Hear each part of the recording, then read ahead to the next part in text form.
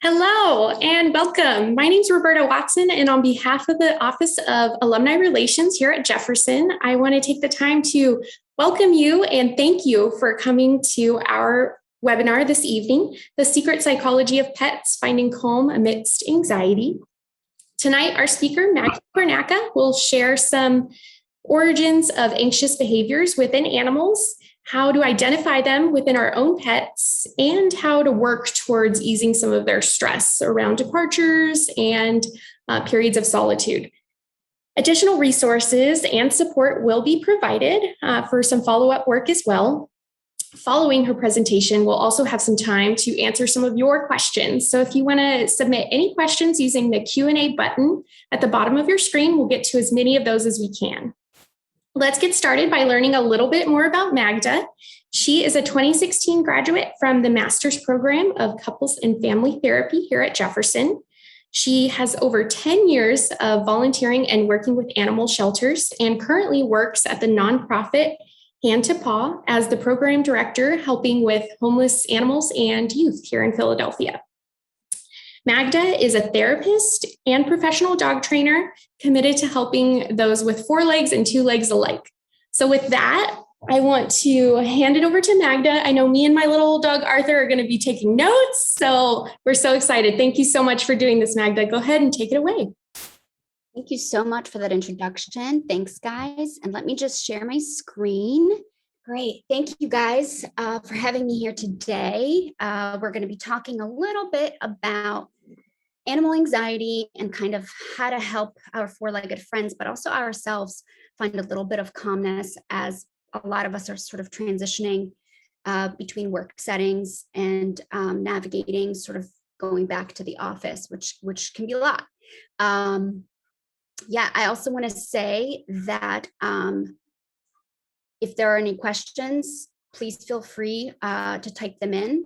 Like Roberta said, I will try to make sure that we get to all the questions. And if we run out of time, I'll be happy to do so via email or connect with you guys in some other way. I myself am a little bit nervous. So if you see me taking a pause and drinking a little bit of my tea, it's probably because I'm talking a million miles an hour because I love talking about this.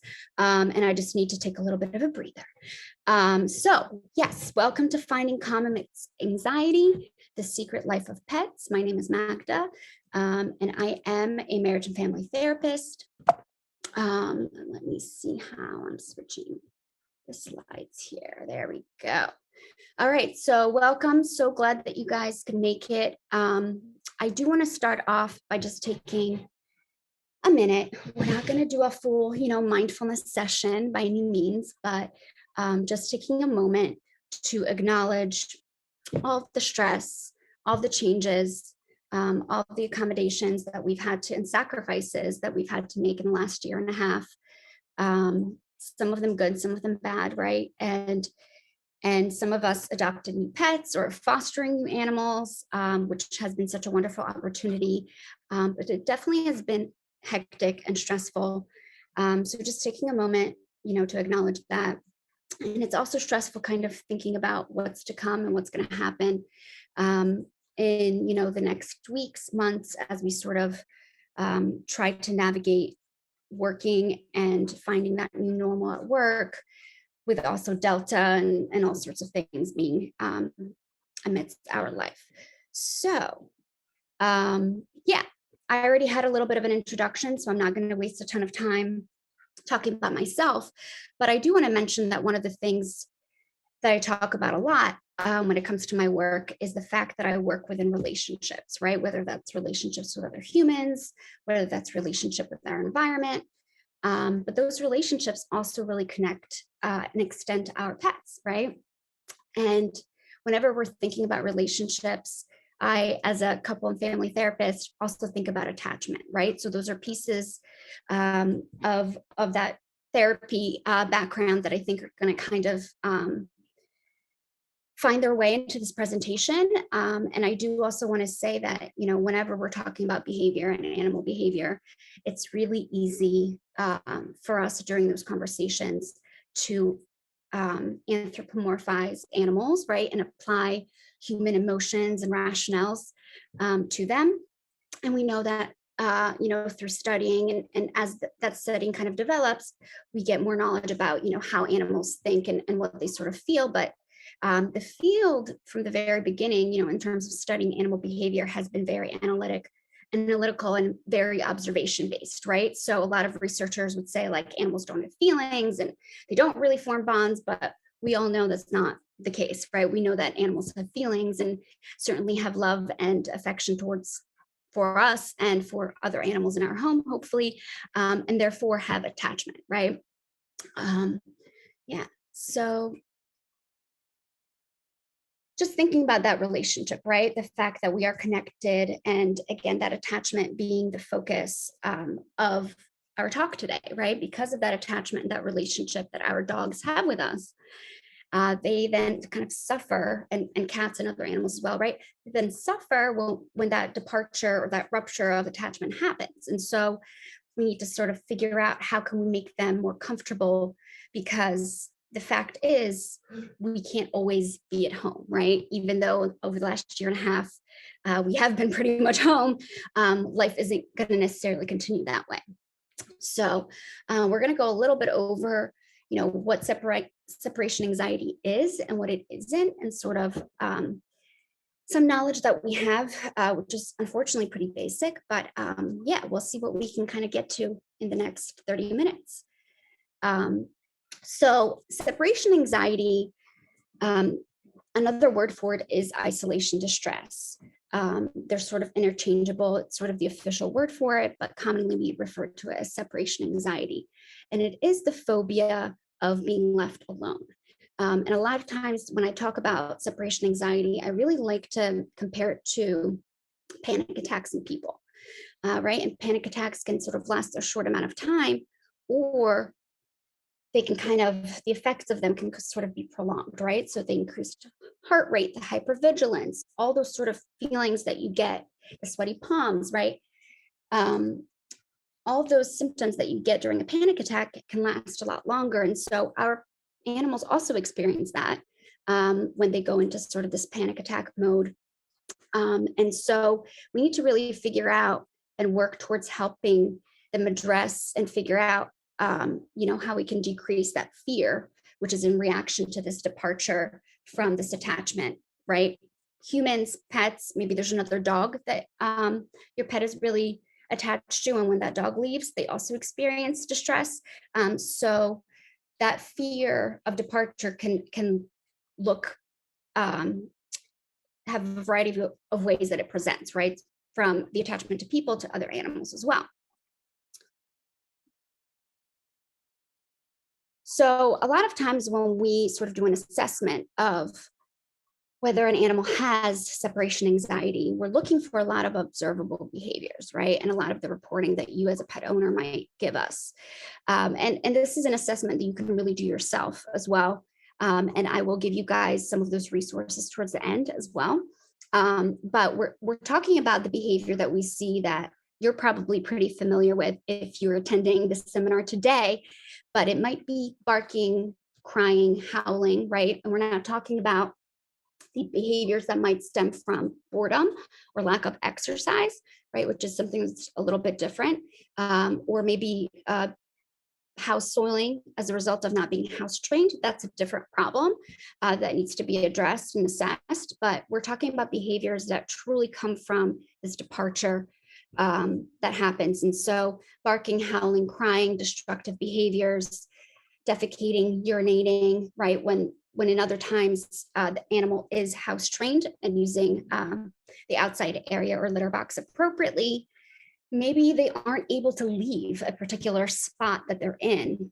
So they're constantly kind of vigilantly staring out the window or sitting by a door, and they won't eat or drink or play with a toy or leave that space at all. They'll just kind of hyper focus on that particular spot.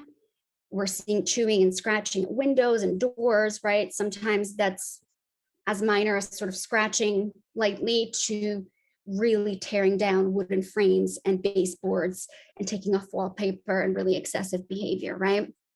Repetitive pacing and sort of stereotypical behaviors. attempts to try to find you, right? So maybe they're escaping the yard. Maybe they have a doggy door or a cat door. So they're trying to get to you. Maybe they're trying to jump out a car window. Sort of dangerous behaviors, including self-mutilation, right? So trying to get out of a crate and trying to get out of a crate at whatever cost that might be, which is like, tearing their lips and face and bruising their nose and trying to really desperately escape to get out and be with you, to, sort of more, less distinct sort of behaviors, which might be excessive drooling, to kind of trembling and shaking, and maybe some, more low key sort of symptoms. But those symptoms nonetheless tell us that this animal is really stressed out and is dealing with a great deal of anxiety on the inside. And that behavior might also include like really frantically greeting you, and being like, oh my God, you're home. Oh my God, I can't believe we were apart. And you were gone for 2 minutes, right? Really short amount of time, and your pet is really, really distressed and really, really excited to see you. So whenever we're thinking about these observable behaviors, we're also thinking about the spectrum, right, of severity. And like I said, it might be the case where your pet is maybe on that lower scale of severity, right? So maybe there's some pacing, maybe there's some staring out the window, maybe there's some drooling and trembling, but they're not hurting themselves or destroying your house. Nonetheless, it's still anxiety, and maybe the level of anxiety that you still might want to help your pet with. So definitely important for us to keep in mind as we're talking about that.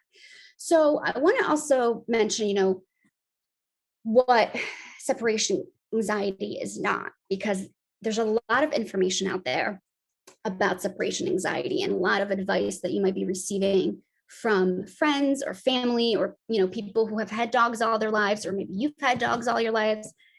And so it feels like, we should really have the answer to this. And the reality of it is that even with pet professionals, we don't truly have 100% of a complete picture of what separation anxiety is. And so the origins of it and sort of, why it happens is a little bit still of a puzzle to us, but we do know that it can be managed and it can be helped, which is the good part, right?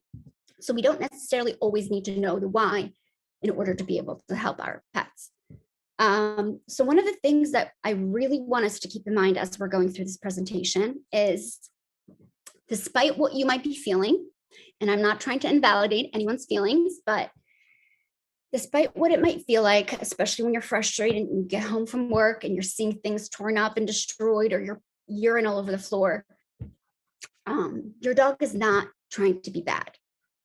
They're not trying to be vengeful and be spiteful and pee on your favorite shoes or chew your favorite shoes because they feel they're being excluded from whatever outing or fun that you're having. That's not what's happening. I promise you. I know it might feel that way, but that's not what's happening. It's also not because you have weak leadership or you're not being the leader of the pack. As some TV shows, I won't name which, but as some, trainers out there might try to tell you, it's not that you don't have a strong enough hand with your dog, or that you're allowing your dog to sleep in your bed with you, or that your dog goes out the door first before you do, right? None of that has anything to do with separation anxiety. So I don't want you to kind of internalize that and think that you're causing your dog's separation anxiety. I think there are certain things we can talk about in terms of your behavior that can help your dog and your pet deal with their anxiety, but you are not the cause of your dog's separation anxiety. So take a deep breath, because we're going to talk a little bit more about that, okay? So, like I said, the origins of separation anxiety are a little bit of a mystery still to us. Even some of the latest studies, there is a good amount of studies, especially recently, that are showing, sort of different origins of separation anxiety in our pets, but they are sort of largely unknown still. There are some studies that show us that early experiences and early socialization do play a part in separation anxiety development later in the age of the dog. A lot of times people think that separation anxiety doesn't happen in puppies. It's not true, particularly if puppies were taken away from their litter mates and their mother quite early. And by quite early, I mean really under the age of 6 weeks. Ideally, puppies are staying with their litter mates until at least 8 to 10 weeks. But, sometimes it does happen that due to unforeseen circumstances, or maybe sometimes even lack of knowledge, the moment puppies stop nursing from their mom, which is pretty shortly after the sharp teeth come in, mom says kind of like, okay, we're done, this hurts. And people give away the puppies or adopt them out, or perhaps the mother dies, whatever the circumstances be. That early departure can sort of impact how the dog is capable of sort of being separated from those that they're attached to, right? The other thing that might happen is there may be some sort of a traumatic event that happens. There are some studies that show, and again, this isn't totally conclusive, so we don't want to 100% say that this is the case, but there are some studies that show that dogs that have been surrendered to shelters tend to have a little bit of a higher case of separation anxiety. And so that's something that we want to, keep in mind. Maybe some of you have in the last year and a half adopted dogs from a shelter, and it might feel like, oh man, maybe if we had gotten a dog from a breeder or, a friend and started with a puppy, we wouldn't be dealing with the separation anxiety. That's not necessarily the case, because it does have a lot to do with genetics and other environmental factors, and even differences among litter mates. So, even certain litter mates can be totally fine being left alone, and one or two litter mates might have issues with separation anxiety. So there's so many different facets of this separation anxiety that we can't really pinpoint just one particular thing. But when we're talking about this traumatic event, right, there might be maybe a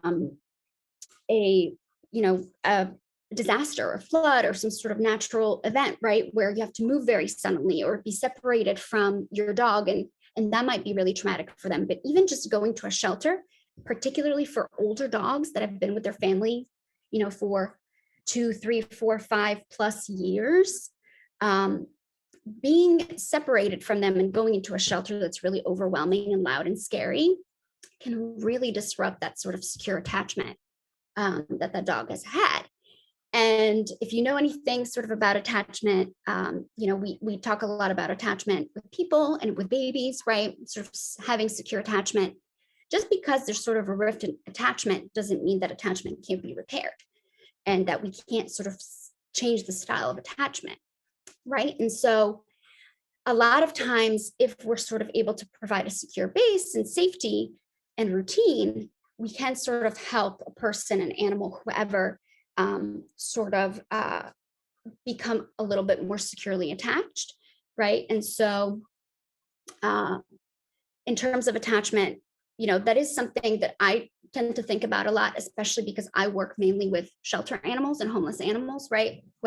Who are going through this really big traumatic event, right? And so when we're thinking about that sort of attachment rupture and seeing some of the behaviors that the dogs exhibit, or cats, it's a lot of times really similar to a preoccupied, anxious attachment, right, that we might see in people. And so the whining, the attainment, the desperation of trying to get to the people and the attachments is very much stemmed from that anxiety, right?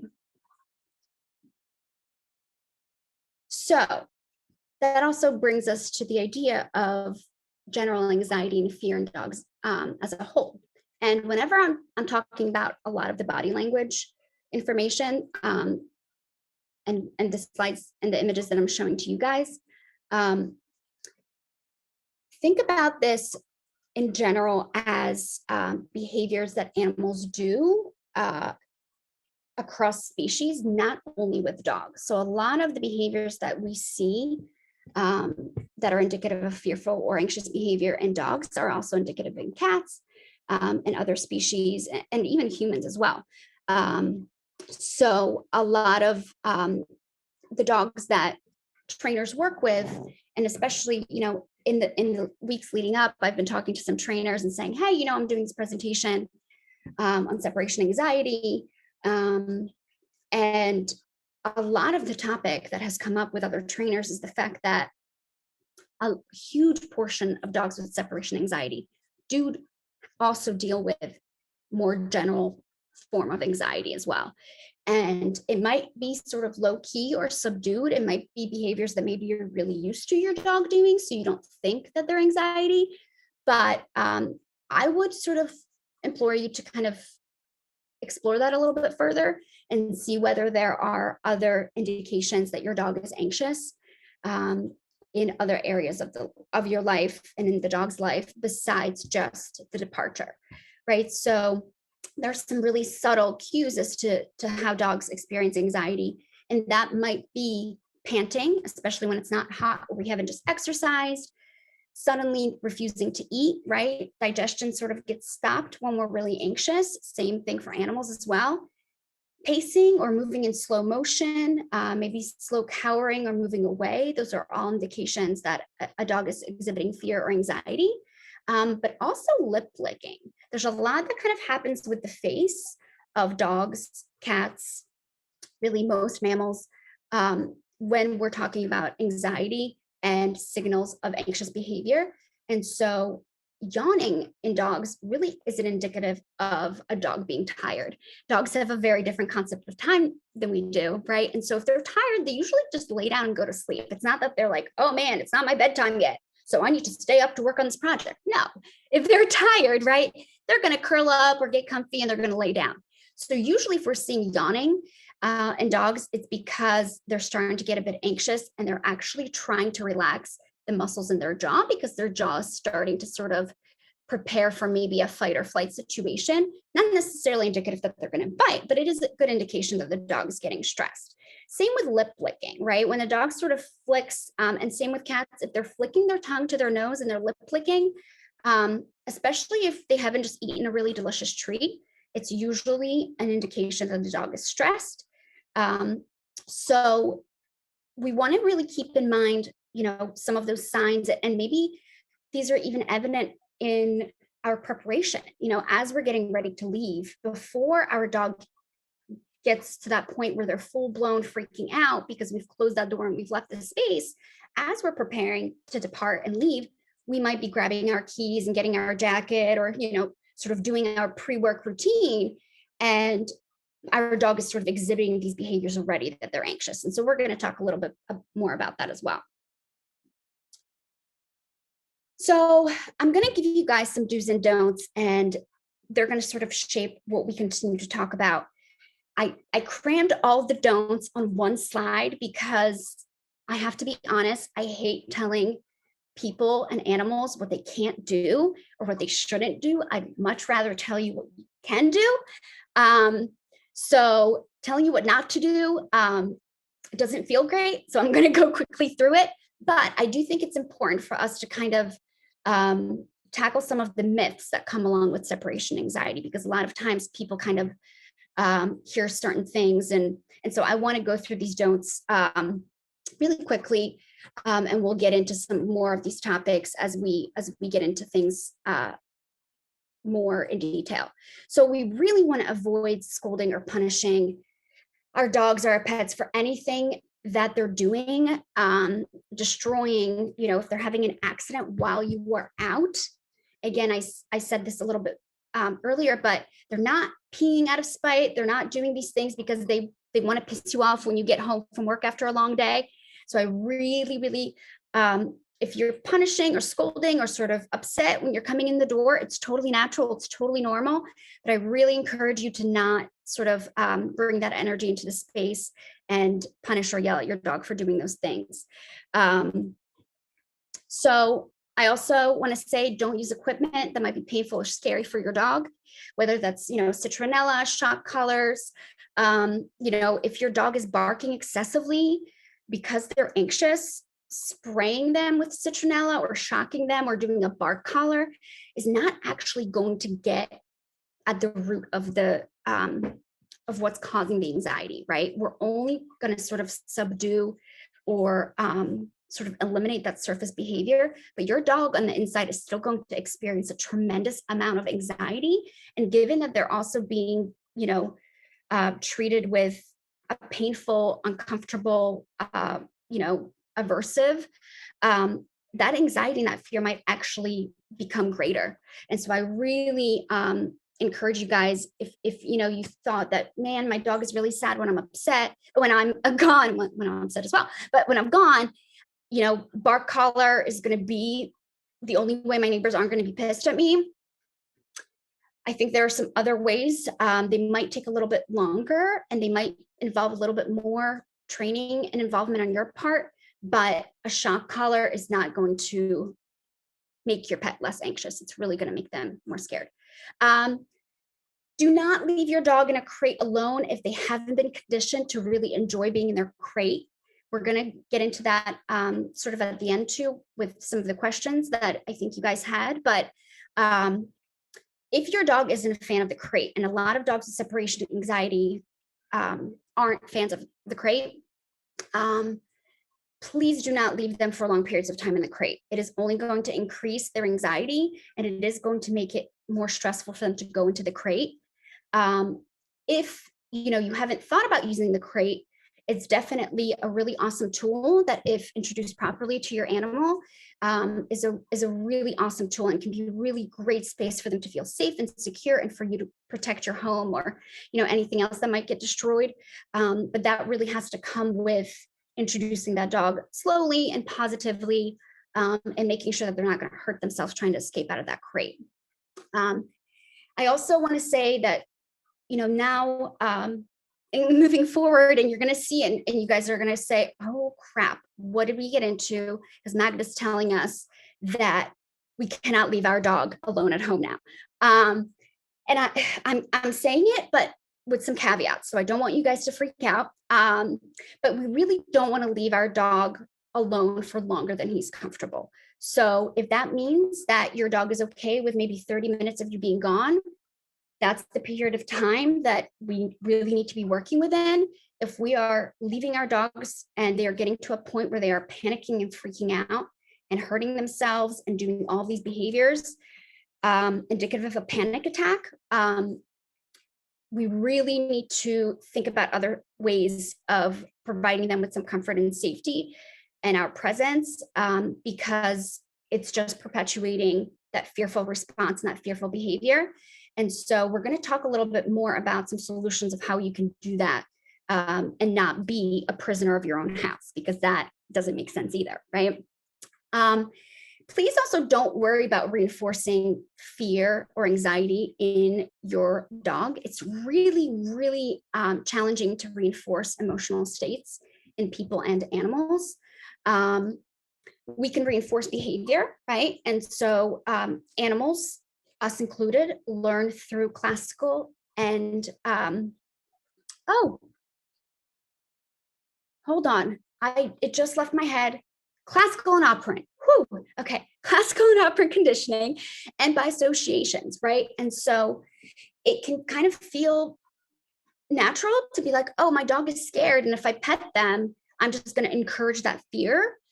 That's not the case, right? If we think about fear and anxiety, for example, if I'm scared of thunderstorms, right, and there's a thunderstorm coming and it's really loud and scary, and you hug me to try to comfort me, the fact that you hugged me and comforted me, does that make it more likely that I'm going to be scared next time? Probably not, right? Fear is aversive in and of itself by the nature of it. And so comforting or, petting or touching our dog when they're scared or feeling anxious is not going to encourage that behavior. Again, we're going to distinguish a little bit because it's clear. It's important to be really clear about, is the behavior that my dog is doing driven by the anxiety? Or is the behavior that my dog is doing, like whining or barking at me because they're trying to seek my attention or they're bored, right? That's different.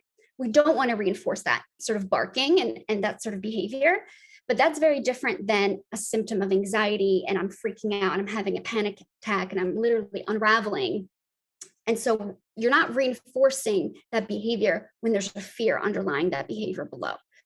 And so the last piece that I just want to mention is, don't assume that getting a canine friend will ease your dog's attachment anxiety, especially because the anxiety really is rooted in the attachment to people, right? And that uncomfortableness that they experience when we depart. It's not necessarily getting another dog that's going to help them.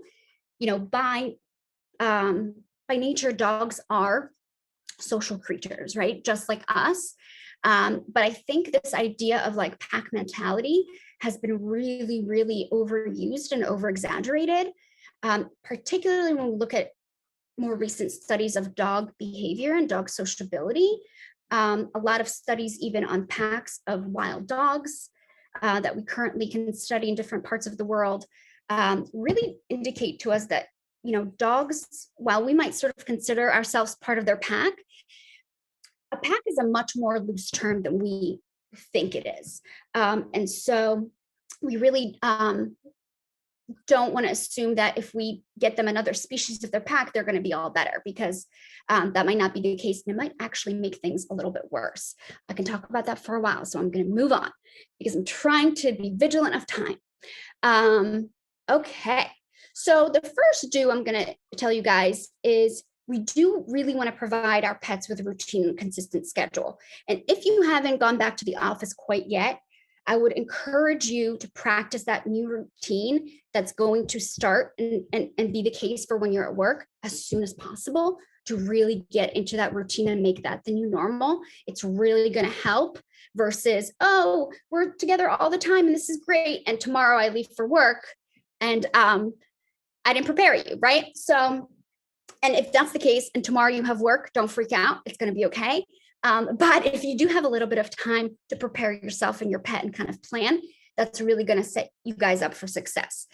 So practicing that routine ahead of time. And if you're someone who has a puppy, on the younger side, early learning is really the best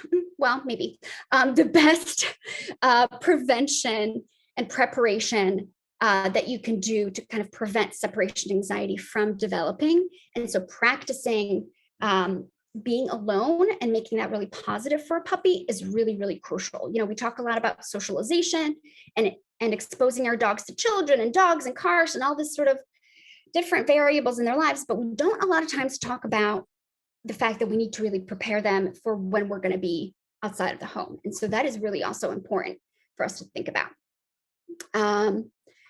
Do start with short absences and build up the dog gradually as long as he's not stressed. I am going to later finish off by talking a little bit about separation anxiety protocol. That's really something that ideally you work with a trainer on or a behavioral veterinarian to kind of come up with a more long-term plan. But really, the crucial thing is to start in really, really small steps. And I mean, it might be like seconds, right? It might be really, really tiny, and then gradually build up, because we don't want to continue practicing really stressful, panicky behavior. We want to work within when the range of time where the dog is nice and calm and they're not freaking out, because now our absence have been associated with freaking out. And so we have to backtrack and really help them practice the fact that you can be calm. And maybe it's only for 5 seconds, but that's what we need to sort of build up on, right?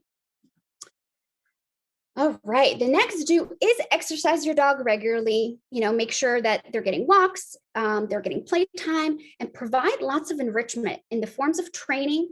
Training is really fantastic for building up confidence, but also mental exhaustion and really mentally having them problem solve, right? And making it fun. Training should be with fun toys, with fun food, with really yummy stuff that they get to really enjoy, and also treat dispensing toys and fun things to chew on, like a snuffle mat or a Kong or different types of puzzle feeders. A big myth also that I want to just really mention really quickly is that people will say, well, if you leave your dog a Kong, they won't be anxious. That's not necessarily true, but it's a good start. It's definitely a good idea to have some toys and fun things for your pet to do. Do use a reliable daycare, pet sitter, or dog walker when you need to be away for any amount of time longer than your dog is comfortable. And I know I said that earlier where I said, oh, you're not going to be able to leave the house for these really, really long periods of time where your dog is freaking out. And I know that sounds really scary, but I would implore you to try and come up with a plan for even just a week. And even just a week might sort of help see a difference in your pet and also help you sort of come up with a strategy for the following week, right? So sort of taking it 1 week at a time and figuring out, can a friend, can a coworker, kind of coming up with a plan, how can we make sure that our dog isn't freaking out and losing their marbles when we're not home? Because we want to, now that we're aware of, what our dog needs and the fact that they're experiencing these panic attacks, we need to decrease that frequency. There are cases in which, that's truly, truly going to be hard. And I understand that it seems really daunting. And if that's the case, you can still work on the separation anxiety. It's just going to be a lot harder because every time you leave and your dog panics, it's going to reset you a little bit. So I do also encourage you guys to speak to your vet or veterinary behaviorist and contact a professional trainer if your dog is experiencing signs of stress when left alone. A lot of times people are weary of medication, but really the best combination for treating separation anxiety is combining medication with a behavioral approach. So I'm happy to give you guys sources for that as well. So the protocols around separation anxiety are really to gradually expose our dogs to the scary thing, which is the departure, right? And the goals are to establish that trust that we're not going to just leave and we're never going to come back, right? Which might have happened before to the dog. And we're decreasing that sensitivity to the departure. So we're telling the dog it's okay to be alone. We're going to return, and being alone isn't this horrible negative experience where we're freaking out, but it can be this positive experience. The truth of it is that it is going to take time, you guys. And it might take weeks, it might take months, but it's going to be worth it. And you're not alone. There are so many other people, myself included, have gone through this. And little piece by piece, it is going to get easier, but it is going to take time. So take a deep breath. I promise you, there's going to be steps going forward and steps going back. So Julie Naismith, she wrote the book, Be Right Back, which I have in the resource in the back of the slideshow. I really like this quote. I think it's a little bit daunting, but I think it's really true that when we commit to helping a dog with fear, it's crucial to say to him, on my watch, you will no longer have to deal with that thing that petrifies you. And with separation anxiety, management means that we're no longer exposing our dog to the scary alone time. And I know, again, it sounds like I'm telling you can never leave your house again, but that's not true. We just have to come up with a plan and figure out how we can make other arrangements, other plans, so that we can make sure that our dog doesn't have to go into full panic. So I think the other important key thing when we're thinking about separation anxiety protocol is, what can my dog do now?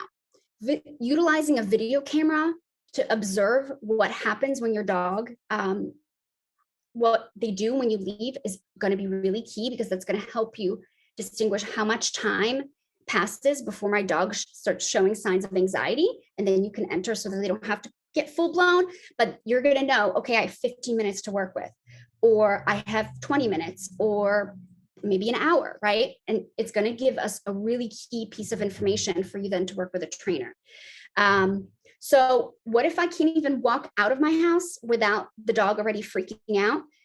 That's when we're going to, really need to talk about desensitizing your dog to the arrivals and the departures, which means that we maybe are making our hellos and our goodbyes less emotionally loaded with joy or panic, right? So we're not like leaving like, oh my God, poor dog, like I really don't want to leave you. And we're not coming back and like, oh my God, I am so excited. And it's also not fair for us to say, because some people do advise this, ignore your dog for the first 10 minutes when you come in the house. Honestly, it's kind of cruel, and your dog wants to say hi and you want to say hi. I think the key is to just not be overly dramatic and kind of take them through the highs and lows, right? We sort of want to meet in the middle. and really identify what are sort of the triggers that set your dog's stress reaction. So maybe it's grabbing the keys, maybe it's closing the door. It might be a multitude of things. And I'm running out of time and there's so much for us to still talk about. But luckily you guys have access to this recording, and I'm happy to send everybody the PowerPoint so that you can sort of get a chance to read through it on your own time. But it might be really breaking down the triggers and spending time not actually leaving the house, but jiggling your keys and it not meaning anything, and sort of desensitizing the dog to what the keys or the door or the car mean, because in their head, it means, oh my God, you're leaving, I have to get worked up. And so if we can loosen that association with those triggers, then grabbing keys doesn't mean, oh my God, I'm being left alone. Grabbing keys is just grabbing keys, right?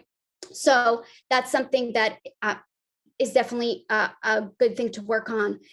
If your dog is having a hard time staying under threshold, that anxiety threshold, while you're even trying to depart from your house, and kind of desensitizing. And so I spoke about that piece, and I believe this is like my largest kind of piece, so that I know we're tight on time, and Roberta's probably like, come on, Magda, but we are actually, Magda, just real quick, we're fine with time. This is really important and we're all really enjoying this. So take your time. We'll just go a few minutes over 8 and we'll get to people's questions too. Okay. Sorry. I'm like, oh my God, I have to get through everything. And I'm totally time blind and have no sense of time. So I just can talk about this forever. No worries. This is great. Thank you. Cut me off whenever you need me to stop. So, I'm going to take a moment. Now that I know I have a couple minutes, I'm going to take a sip of tea, guys, because I've been doing a lot of talking. Okay. So keeping our dog under that anxiety threshold is really, really key. And so I said it before and I'll say it again. You're thinking, Magda, this means that I can never leave my house again. What the hell? This sounds like a nightmare. That is not what I'm saying at all. We still need to leave our house, lead our lives, right? Go out with our friends, see our family, go to the movies, do all that kind of stuff. But there are sort of out of the box ideas that we might need to incorporate. And the reason why I'm saying that is because this isn't forever, right? Keep in mind that if you truly do follow an anxiety protocol with a trainer or behaviorist, and you are going at the pace that your dog is telling you they're comfortable, it might take a really long time, but you are going to see progress and there are going to be steps. And so, yes, for the first month of doing it, you might not be going out to the bar every night and seeing your friends, which really we're still in COVID, so you're probably not going to the bar every night. But for the first few weeks, it is going to be about managing your dog's anxiety and about making sure that they aren't being left alone to the point that they're freaking out. So that might mean imploring pet sitters or walkers or the kids in your neighborhood that are next door. It might mean, if finances are kind of tough and you can't pay a dog walker every time, it might mean talking to your coworker or friends or neighbors and saying, hey, I'll check in on your dog when I can, if you can check in on my dog, right? And sort of coming up with a plan and working together. Because it is going to take a little bit of creativity to try to figure out how can I ensure that my dog isn't being subjected to full-blown panic attacks for 6 hours while I'm gone. So again, neighbors, friends, family, coworkers, maybe research reliable doggy daycare centers. Maybe not every daycare center is going to work for you and your dog. Really do your research, and I'm happy to also guide you guys as well in that process if you want to reach out to me. But maybe it's also, a dog sitter that has experienced separation anxiety. And even if your dog isn't good with other dogs, perhaps they have a way of managing a number of dogs in their home so your dog can still be safe. Perhaps taking your dog with you. Maybe if you're going to go to a bar, maybe making sure that your dog can come with you because you're sitting outside, right? Maybe it's going on a vacation where an Airbnb is going to allow your dog to come and, he can be part of that experience. Having someone house sit, right? There's different sorts of programming for house sitters, and you can definitely find someone safe and reliable that you feel comfortable with, that you can build a relationship with. Kenneling is also an option, and sometimes it can be a good option and sometimes a bad option, depending on how your dog handles kenneling and how anxiety provoking it is. If it's going to be really traumatic, it might really regress your dog. So it is something that, some people say kenneling is a really good idea, because even if they have this panic response, it's not happening in your home. It's happening in this external environment. So it doesn't become generalized to your home setting. Sort of, yeah, but your dog is also, if they're fully being traumatized by this kenneling experience, it's not a good thing to subject your dog to. And like I said, it might really regress your dog. The other thing that sometimes works, but I really, really, really, really want to be mindful of weather and temperature, is you might be able to utilize your car. A lot of dogs who have separation anxiety in a home setting actually don't have it in a car. Because they are used to sort of seeing through the window, or they know that you're going to come right back because maybe you're leaving them in the car when you run into the store real quick. So it is a little bit of a different setting. So a car is a good option if it's not super hot or super cold outside, but you can get sort of creative with that if a car is an option for you. So the last thing I sort of want us to talk about is, how can you take care of yourself during this time? So I really, really, really want to tell you guys, it's not, your dog is not experiencing separation anxiety because you are a bad pet parent. I really want you to give yourself a little bit of forgiveness and a little bit of credit for doing what you have done so far for your pet, and know that you're not alone and that there are other people going through this as well. So being patient with yourself and your pet, this can be a really challenging process. And there's going to be some setbacks, but there's also going to be triumphs. And so remembering to go at your dog's pace and even celebrate the tiniest of progress is really, really important. And you really want to focus on the positive, right? It might be really minor steps and really tiny. Maybe we go from 15 seconds to 20 seconds, but it's still 5 seconds that we're getting and there's still progress. So that is really, really key. And it's also okay to live your life and not, feel like my life is over because my dog has separation anxiety. It's not. We're going to get through this. You're going to get through this, and it's going to get easier. So here's some of the additional separation anxiety supports and resources that I have listed for you guys. There's a couple of authors that are really fantastic. I, again, implore you to get in touch with a veterinary behaviorist, whether that's through Penn or Metropolitan. Those are two that I recommend. And then you can always email me for references, resources, any behaviors that you might need. And this is the book by Julie Nasmith, Be Right Back, if you guys want to check it out. So yeah, sorry for going over time, but we did it. No worries. That was so informational. Thank you so much, Magda. I know I had notes on notes and things I'm going to incorporate. So thank you. So everybody who's there, if you would like to submit your questions using the Q&A button at the bottom of your screen, we'll try to get to a few of those tonight and go a little bit over 8 o'clock. And then any that we don't get to, we will provide a written response and follow up with you after. So go ahead and use that button at the bottom of your screens. I know some of you already submitted questions through the registration form, so I'm going to get us started with a few of those. So, Magda, we talked a lot about, getting your pets used to you being gone for periods of time and you returning and things like that. But are there some things that can help our pets cope while we are gone? Maybe like playing the radio or having some sort of, white noise or something like that?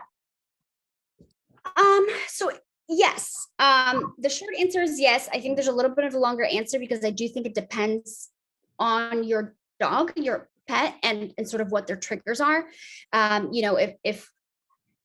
If there's calming music, particularly studies have found that classical and reggae music is really awesome for animals. So if you want to play music, that's great. There are some protocols where people use music or even smells to to sort of condition calmness in the animal while you're practicing the short periods, that are positive. And so the playing of the music actually kind of helps calm the pet and sort of indicate to the pet, like, hey, I'm leaving, but we've practiced this. You can be calm during this. And this music is sort of nice and calming. It doesn't hurt to try.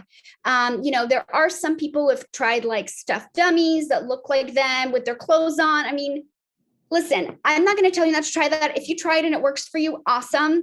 I think it's unlikely. I think that the better chance is that, if there's some food that we can give them, if there's ways that we can sort of incorporate some of their favorite things that comfort them, sure. There's some adaptable collars that you can use that sort of have calming pheromones. There are, maybe a favorite blanket or something like that that calms them. You can absolutely use it. Yeah. Or white noise machine. Okay, that's great. Thank you. So I think we got to a lot of the questions about separation anxiety using your presentation. So that's great. We did have some other questions for how to better help our pets. So the first one, when there's something like an electrical storm, maybe fireworks, lightning, if the dog starts shaking, kind of how should we deal with that? How do we comfort them? How do we kind of ease their stress? Right. So yeah, I mean, if there are fireworks or thunderstorms or whatever, our pets are trembling because they are anxious, right? And that's sort of an anxious response. Like I said a little bit in my presentation, it's totally fine to comfort your pet if they're scared. And again, if being near them, if also figure out whether you're someone who gets really scared of those things, because if you're freaking out and panicking and your dog is freaking out and panicking, maybe that's not the best combination. Maybe someone else needs to comfort both of you, but it's okay to comfort your pet. Maybe again, play some background music or turn up the television. But if you know that a storm is coming or there's going to be fireworks, like 4th of July, right? There's some reliable dates for when we know that there might be fireworks. It's okay to sort of preventively prepare our pet for that, right? So it might mean doing a walk earlier so that you're not outside when the fireworks go off or the thunderstorms coming. So you walk your pet earlier. Maybe it's talking to your vet about having some anxiety medication on board to give to your pet a couple hours prior, right? I know that my dog at home, the moment he's aware that a thunderstorm is happening, which their awareness is a lot better than ours, they can smell a thunderstorm coming miles away, he will stop eating, right? So the idea of putting a piece of a pill in a hot dog is out the window because he's like, I'm not eating anything right now. You can try all you want. And I'm like, oh, really? Awesome. So we really have to start a lot earlier. So kind of having a plan and being prepared for that is going to go a long way. If it's happening already, and really all you can do is sort of try to, tune it out as much as possible. Maybe use some blankets for your pet and try to really comfort them until it's over. It's the best that we can do. But like I said, preparing ahead of time, talking to your vet might be things that are worth exploring. Okay, that's great. Do you have any advice on, like the calming wraps or the jackets? Do those seem to help pets? It depends. It depends on the pet. It depends on the animal. Again, it's not, something that works for every dog. I think that what tends to work, and you're not going to love this answer because there isn't a magical sweater we can put on our pet, is sort of desensitizing them to the noises, right? So if we can't socialize puppies because we have an adult dog now, right? We can't socialize them to all the noises. We can sort of do exposure therapy with them using, pre-recorded sounds on our phone, maybe fireworks sounds, maybe, whatever sound kind of scares them. You can start below the threshold of what freaks them out and make it really positive and help them associate as you gradually climb up that hierarchy. That's something that might help your pet, but you could also spend thousands of dollars on getting all the jackets and, sprays and whatever, and it might be a hit or miss. So I do think that in terms of that, any anxiety behaviors that we're seeing, medication and a behavioral approach is going to be what works best. Okay, that's great. Great advice. Thank you. So we have some alumni who are currently getting ready to move. So they were wondering if you have any advice for helping prepare our cats and our dogs for that move? Yeah. So obviously,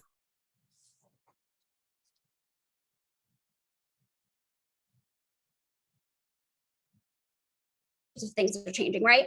So really thinking about what can we keep consistent in their lives. So that might be, my internet's telling me it's not, hopefully it's working. Can you guys hear me? Yes. So it might be something like routines, right? Keeping meals consistent, as long as there's not a huge time difference, right? Making sure that the meals are still being fed at the same time, making sure that we're still taking the same walks, or if there's a particular time that we play a certain game, still continuing to do that. And the other thing that you can really keep consistent is maybe your cat's favorite cat tree, maybe their hidey boxes, your dog's crate, right? So really making sure that that's something that comes along and you're utilizing. And also really keeping in mind that because it's such a huge change, you might want to progressively expose them to all the new things happening in their world, right? So the week that you move, maybe, especially for cats, don't have them be in the house as movers are, bringing in all the furniture, but the cats stay in one room where they have their cat tree and litter box and all their favorite familiar things.